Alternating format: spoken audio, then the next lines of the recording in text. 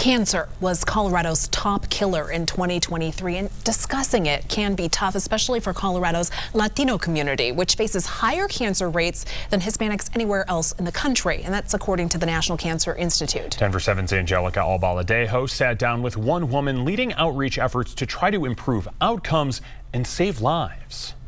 Sometimes communities don't think about cancer as something that is immediate or something to worry about. It's scary to think about, so most conversations about cancer happen on university campuses, in research labs, and cancer centers like this. But Evelyn Moro wants to change that. I want to empower Coloradans to really take charge of their health. And information is so important, from prevention, early detection, to treatment, making sure that individuals across Colorado, particularly those that are disadvantaged, have access. And Borrayo knows some communities are hit harder than others. What is it about the Latino community that has put them in a position where they're disadvantaged? Things like unemployment, access to housing, and food security. Latinos are one of the communities that experience things like obesity at higher rates. They might live in neighborhoods where they're exposed to toxic chemicals in the air from industry. They have a higher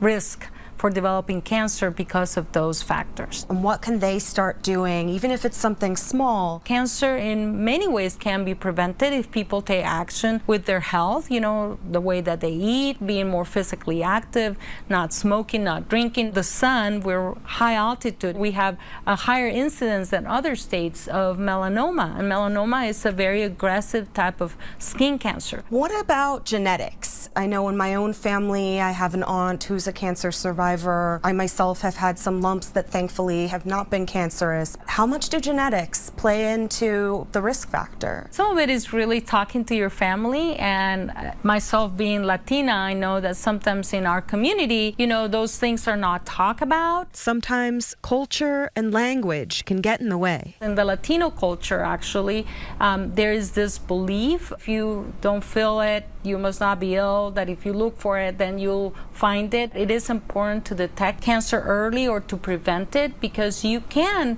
change that fate. How is Colorado working to make all of this earlier detection accessible? Not all cancers can be detected early, but some that have higher incidence and mortality, such as breast, lung, and colorectal, cervical, prostate, those are cancers that people can screen for. You can do that for free through the Cancer Center if you don't have insurance, and they want you to come early. When you start feeling those symptoms that tell you that you're sick, by then it may be too late. It's creating that awareness about cancer that I think is going to start helping us move the needle. At the University of Colorado Anschutz, Angelica Albaladejo, Denver 7. Thanks, Angelica. And we're continuing the conversation around cancer prevention throughout this week. Angelica will introduce us to early screening options and how patient navigators are making it easier to access care.